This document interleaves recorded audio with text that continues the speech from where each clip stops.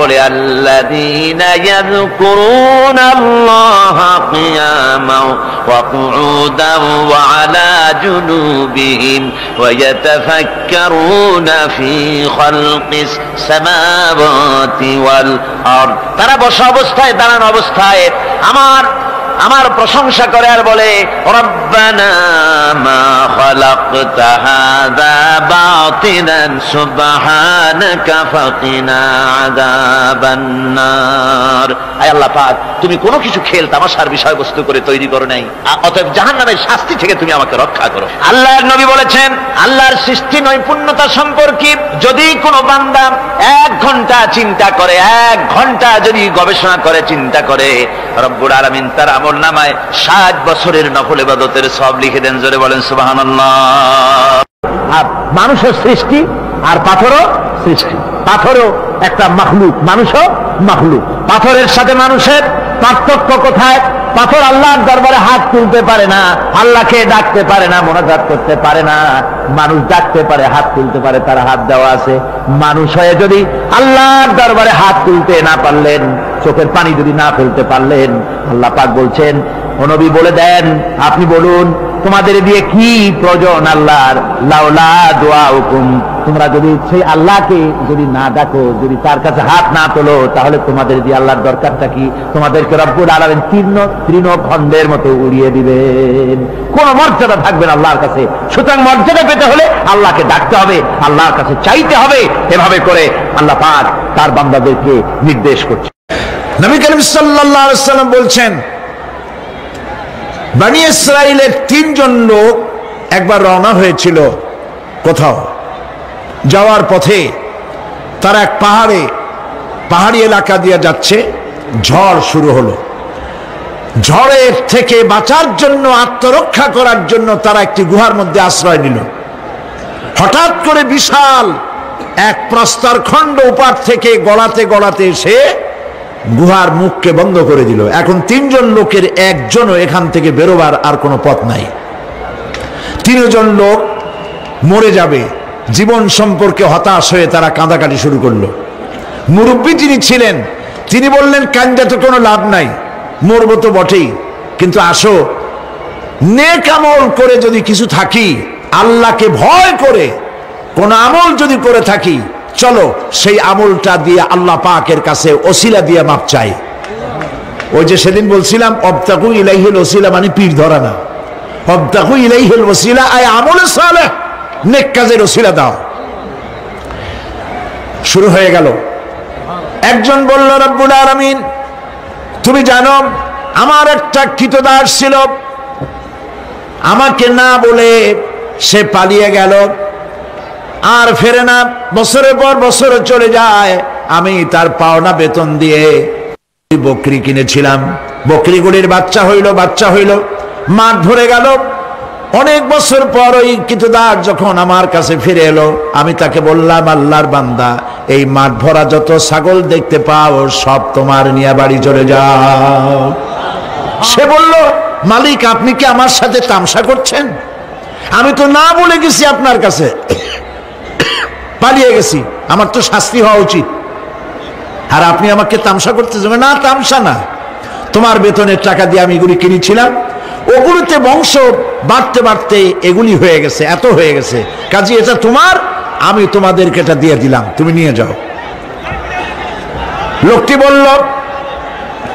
বলল, রব্বুল আলামিন আমি তো শুধু বেতনের টাকাটাই দিতে পারতাম, আমি তো শুধু ইচ্ছে করলে ওই টাকা দিয়ে যে কয়টা বকরি কিনেছিলাম সেগুলি দিতে পারতাম। আমি তা না করে তার বেতনের টাকার সবগুলি টাকা দিয়ে যত ছাগল হলো, বকরি হলো, সব দিয়ে দিলাম। এই কাজটা যদি আল্লাহ তোমারে ভয় করে করে থাকি, মেহেরবানি করে এই পাথরটা সরাইয়া দাও। নবীজি বলছেন, আল্লাহ রাব্বুল আলামিন সঙ্গে সঙ্গে তার আপন কুদরতে পাথর সরাই দিলেন, কিন্তু মানুষ বেরোবার মতো পথ তখনও হলো না, অল্প একটু জায়গা সরেছে। আর একজন বলল, রাব্বুল আলামিন তুমি জানো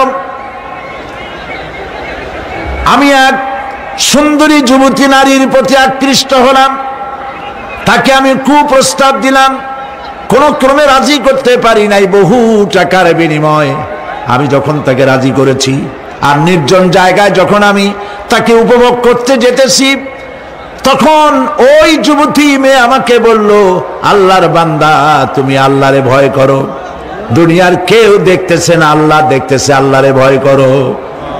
আর রব্বুল আলামিন আমার দীর্ঘদিনের এই আশা, এত টাকা দিলাম, এর বিনিময়ে আমি যখন আমার কুপ্রবৃত্তিকে চরিতার্থ করতে যাব, এমন সময় যখন ওই মহিলা যখন বলল আল্লাহরে ভয় করো, তোমার ভয় আমার মনের মধ্যে এতটা গালিব হয়ে গেল, আমি এটাকে ছেড়ে দিয়ে তওবা করে দূরে পালাইয়া গেলাম। আয় আল্লাহ তাআলা, এই কাজটি যদি তোমাকে ভয় করে করে থাকি, তাহলে তুমি মেহেরবানি করে পাথরটারে সরাইয়া দাও। নবীজি বলছেন সঙ্গে সঙ্গে পাথর আরো একটু সরে গেল। কিন্তু তখনও মানুষ বেরিয়ে যাওয়ার মতো পথ হয় নাই। তৃতীয় ব্যক্তি বলল, রব্বুল আলামিন, তুমি জানো আমি গরিব মানুষ, কয়েকদিন পর্যন্ত বহু চেষ্টা করেও কিছু সংগ্রহ করতে পারি নাই। ছেলে মেয়ে না খাওয়া, আমার বুড়ি মা না খাওয়া, আমার স্ত্রী না খাওয়া, সারাদিন কাজ করে কিছু পাই নাই। যখন আমি বাড়ি ফিরলাম গভীর রাত্রে, স্ত্রী জিজ্ঞেস করলো, কিছু পেয়েছো নাকি? আমি বললাম কিছু পাই নাই। স্ত্রী তখন আমাকে বলল, আমার যে বকরি ছিল, ওই বকরি দহন করে সামান্য একটু দুধ, 1 গ্লাস দুধ গরম করে রেখেছি, তোমার মায়েরে দেই নাই, বাচ্চাদের দেই নাই, আমি নিজে খাই নাই, তুমি কষ্ট করেছো, তুমি খাও। লোকটি বলল, রব্বুল আলামিন, আমার ওই দুধের গ্লাস হাতে নিয়ে স্ত্রীর ক্ষুধার্ত চেহারা দেখে আমার মনের মধ্যে মায়া ঠিকই হলো, কিন্তু দুধ আমি তারে দিলাম না। আমার কলিজার টুকরা সন্তানগুলির দিকে ক্ষুধাক্লিষ্ট চক্ষু কুটরাগত, ক্ষুধার জ্বালায় অস্থির বাচ্চাগুলি, তাদের দিকে তাকালাম, বেদনায় কলিজা ভরে উঠল, দুধ আমি তাদেরও দিলাম না।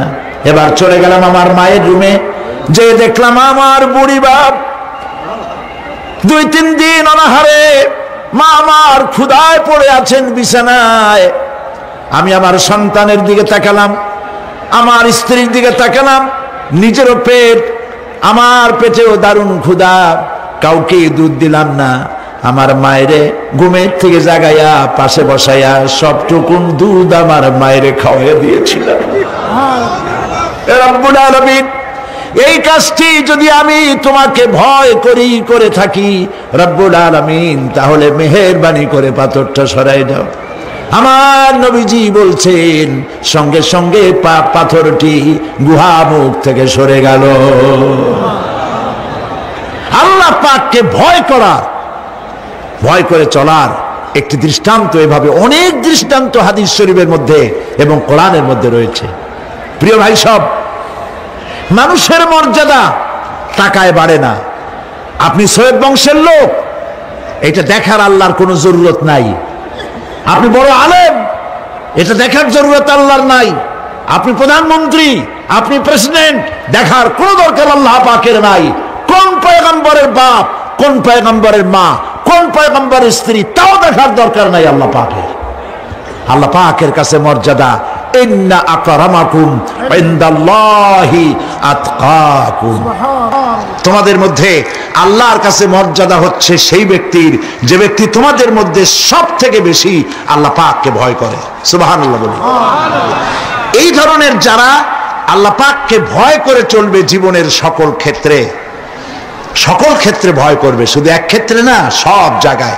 এই জন্য ট্রান্সপারেন্সি, স্বচ্ছতা, জবাবদেহিতা, শুধুমাত্র ঊর্ধ্বতন কর্মকর্তার কাছে জবাবদেহিতা নয়, শুধু গভর্নমেন্টের কাছে জবাবদেহিতা নয়, সব থেকে বড় জবাবদেহিতা কার কাছে বলেন? চিল্লায় বলুন। আল্লাহ পাকের কাছে জবাবদেহিতা সব থেকে বড় জিনিস। এই কথাটি মনে রেখে যদি আমরা চলতে পারি, তাহলে আমাদের জীবন সুন্দর হবে, ভালো হবে। অফিসে ভালো কাজ করবেন, চুরি করবেন না, ডাকাতি করবেন না, গভর্নমেন্টের গম বেচবেন না, গম চুরি করে খাবেন না। মানুষেরা, এই যে একবার আমি চট্টগ্রামে কোন জায়গায় যেন আমার মনে নাই, একটা জানাজায় শরীক হয়েছিলাম। জানাজা শেষে, বহু বছর আগের কথা, জানাজা শেষে ইমাম সাহেব সকলের দিকে তাকাইয়া জিজ্ঞেস করলো, কেন আসিল? লোকেরা বলল, গম আসিল। তা আমি তখন প্রথম চট্টগ্রামে আসছি, আমি ওই অর্থই বুঝি নেই। আমি জিজ্ঞেস করলাম ইমাম সাহেবকে, সবাই চলে যাওয়ার পর বললাম, মৌলানা সাহেব আপনি বললেন ক্যান আসিল, এটার অর্থটা আমি ভালো বুঝি নেই। আর গম আসিল, তো এই জানাজার মধ্যে গমের সম্পর্ক কি? চাউল গম এগুলি তো মানুষে খায়। উনি বললেন যে ক্যান আসিল মানে লোকটা কেমন আসিল। লোকেরা জবাব দিল গম আসিল, তার মানে ভালো ছিল। তা বললাম তাতে হইল কি? কয়ে হলো এই এতগুলি মানুষে বললো ভালো, আল্লাহ বলবে ভালো, জান্নাত দিয়ে দিবে। আমি বললাম আল্লাহ সম্পর্কে আপনার এই রকমের ধারণা?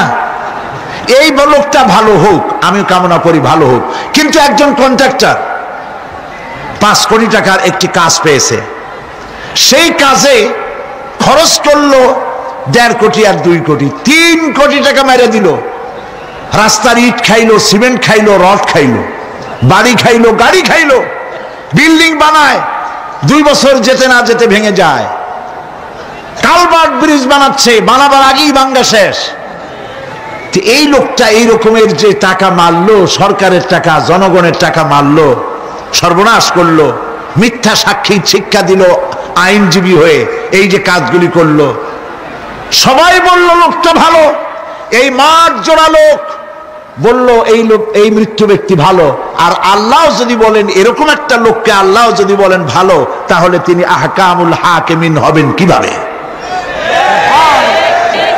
প্রিয় ভাই সব, লোকেরা ভালো বললে এই ভালোটা আল্লাহ গ্রহণ করেন, সেটা কিভাবে? আপনি তো জোর করে আদায় করছেন। মানুষের জিজ্ঞেস করছেন লোকটা কেমন, তার কাছে যে টাকা পাবে, তারে যে গাইলাইছে, তারে যে মারছে, সেও বলবে ভালো। এত মানুষের মধ্যে উল্টা কইয়া সে জান নিয়ে ফেরবে কেমনে?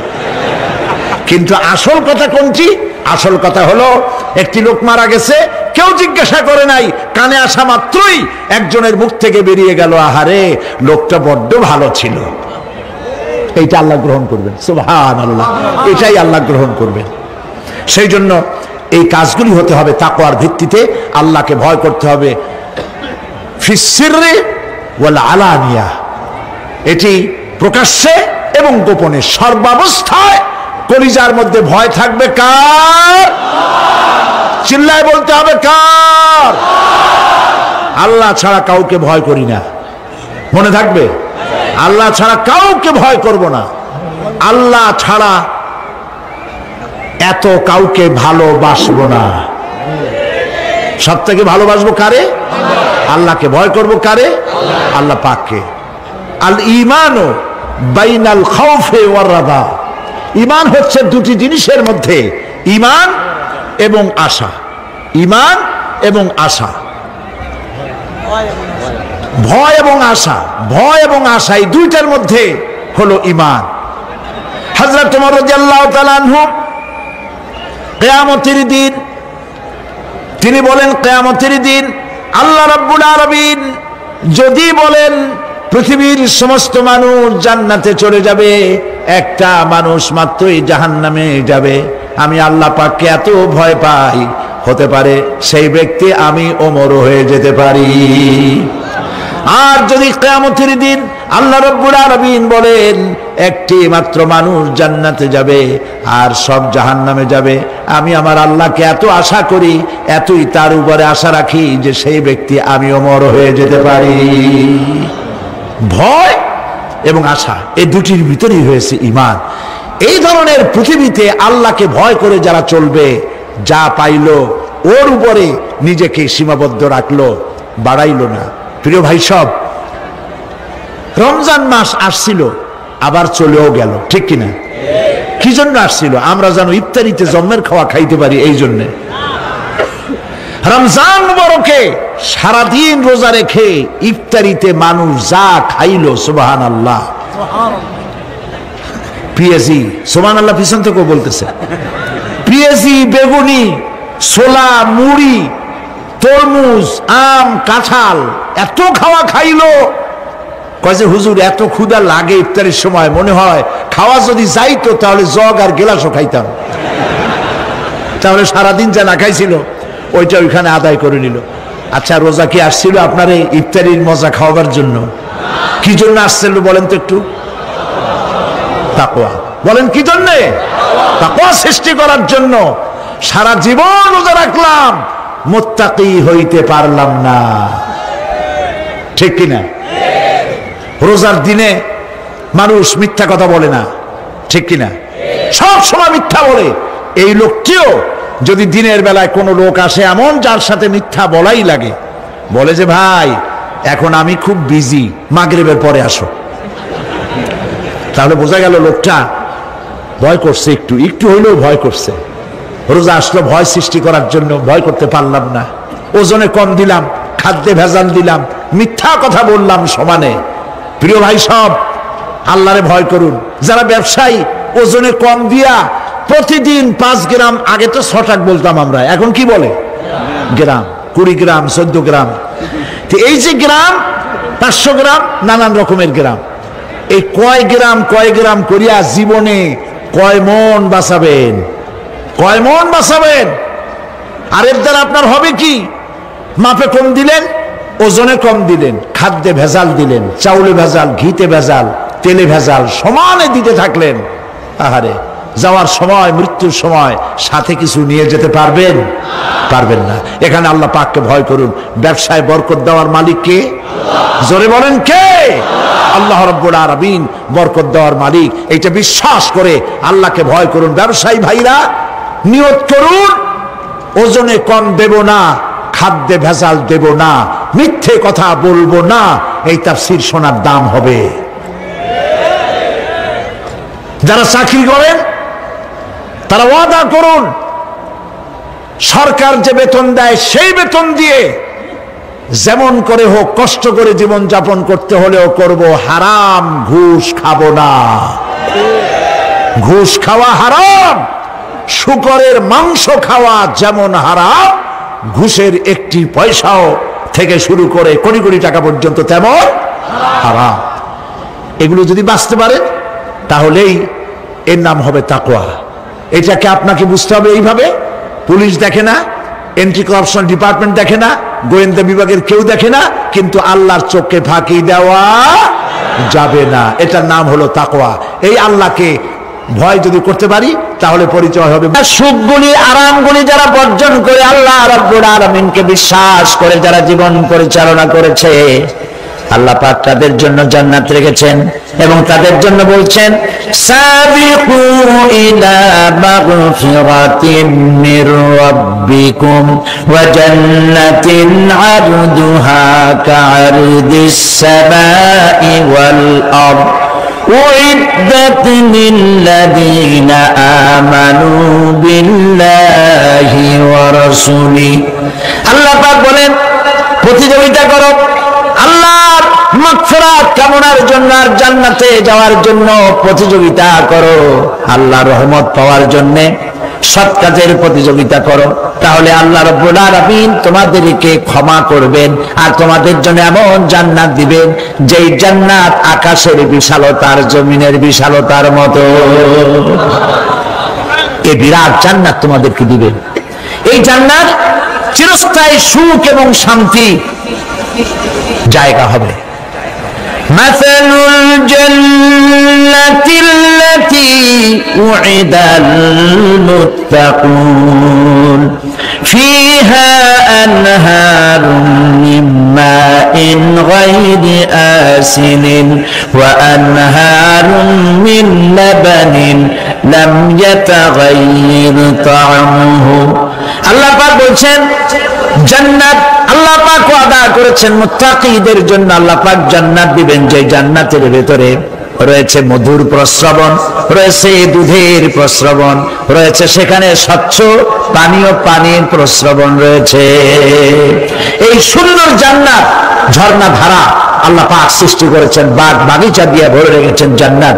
সেই জান্নাতে জান্নাত হবে এয়ার কন্ডিশন, রৌদ্রের তাপ হবে না সেখানে, রৌদ্রের খরতাপ হবে না সেখানে, ঠান্ডার প্রচন্ডতা থাকবে না। কিরকম হবে জায়গাটা? আল্লাহ পাক বলছেন মুত্তাকিনা আলাল আরাইকি লা ইয়ারাউনা ফিহা শামসান ওয়ালা জামহারিরা ওয়া দানিয়াতান আলাইহিম যিলালুহা ওয়া দুল্লিলাত কুতুফুহা তাদলিলা। আল্লাহ পাক এমন জান্নাত রেখেছেন, সেই আল্লাহ পাক সেই জান্নাতের ভিতরে জান্নাতীরা ঠেস লাগায়া মুখোমুখি অবস্থায় তারা সেখানে বসবে, আর জান্নাতীদের মনের মধ্যে কোনো দুঃখ থাকবে না, পেরেশানি থাকবে না। পৃথিবীতে মানুষের দুঃখ থাকে, পেরেশানি থাকে, সেখানে কোনো দুঃখ আর পেরেশানি থাকবে না। সেই জায়গাটা হবে শীতাতপ নিয়ন্ত্রিত, না শীত না গরম, চির বসন্ত বিরাজ করবে। জান্নাতীরা সেখানে থাকবে। এই সুন্দর জান্নাত আল্লাহ পাক রেখেছেন মুত্তাকীদের জন্য। সুবহানাল্লাহ। কাফেরদের জন্য জান্নাত হয়েছে, জাহান্নাম হবে চিরকাল।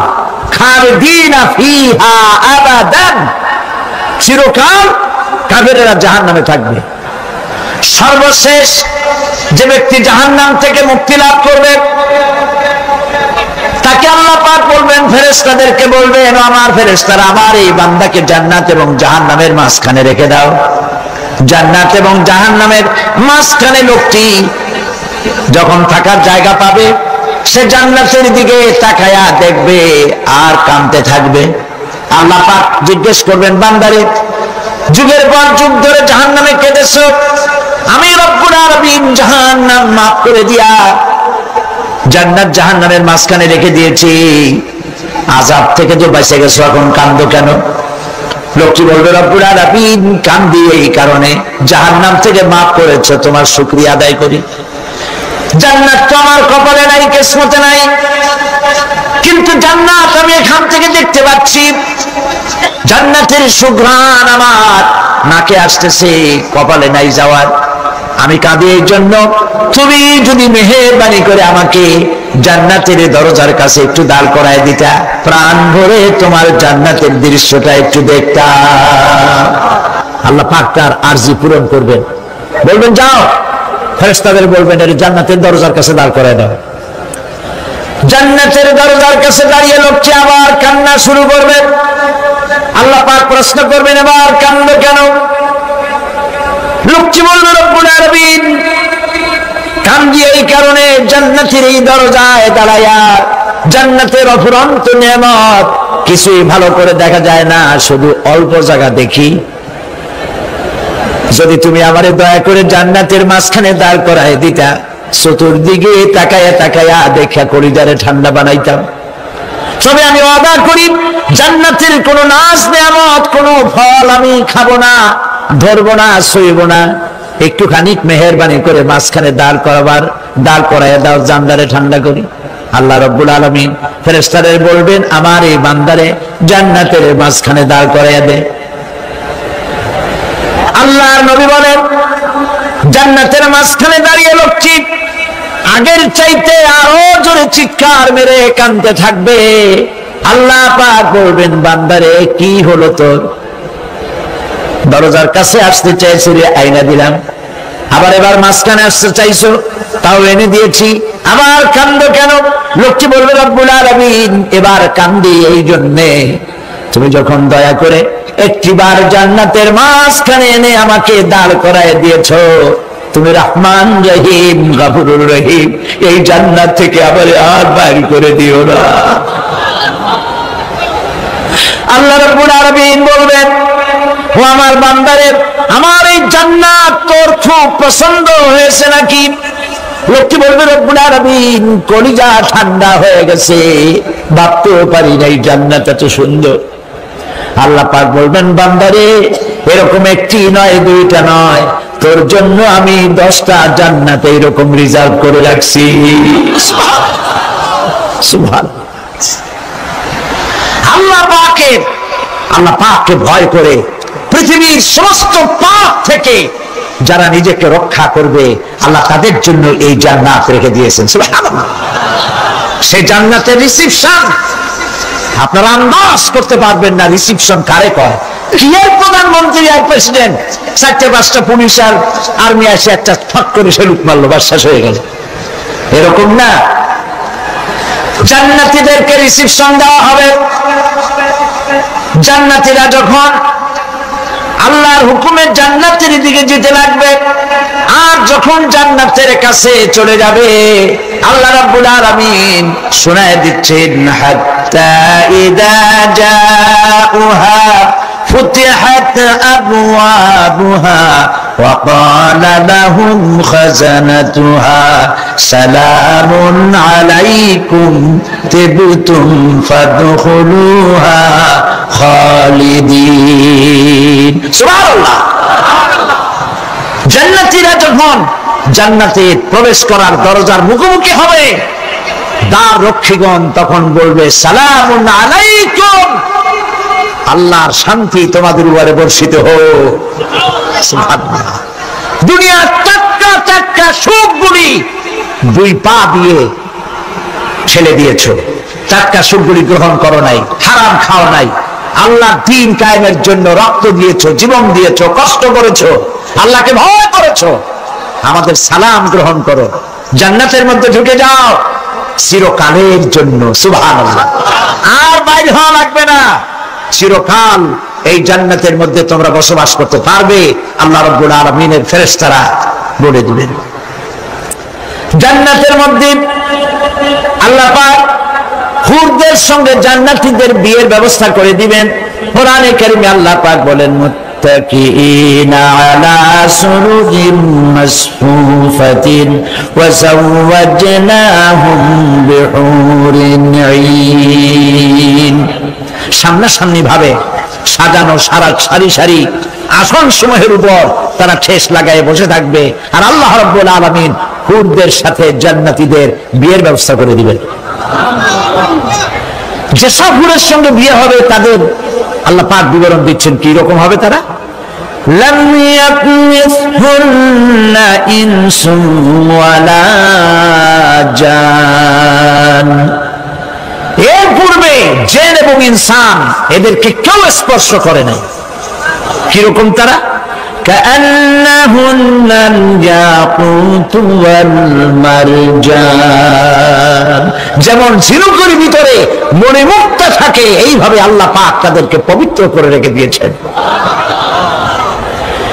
আমার প্রিয় ভাইরা, আল্লাহ রাব্বুল আলামিন কোরআনে কারীমের ভিতরে বলেছেন, ফাবিআইয়ি আলা'i রাব্বিকুমা তুকাযযিবান। জান্নাত দান করে আল্লাহ পাক এবার জান্নাতীদেরকে সম্বোধন করে বলবেন, ইয়া ইবাদি লা খাউফুন আলাইকুমুল ইয়াওমা ওয়ালা আনতুম তাহজানুন।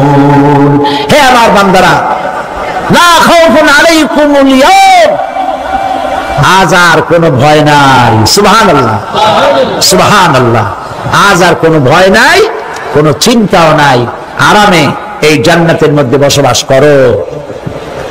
এরপরে আল্লাহ পাক জিজ্ঞেস করবেন, ও আমার জান্নাতীরা, আমি যেসব ওয়াদা করছিলাম আমার ওয়াদা মোতাবেক সমস্ত নিয়ামত পেয়েছো? তারা বলবে, হ্যাঁ পেয়েছি, সব নিয়ামত আপনার ওয়াদা মোতাবেক সব পেয়েছি।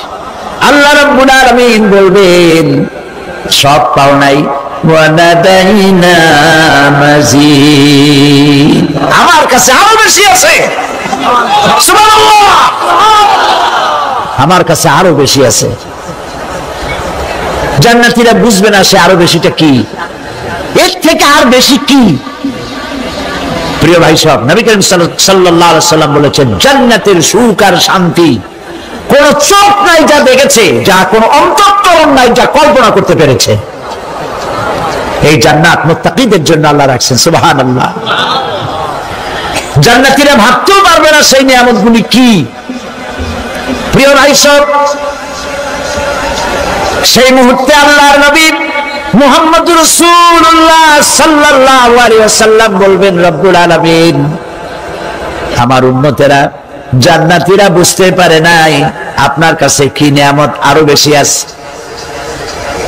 আমার এই উম্মতেরা জান্নাতীরা আপনার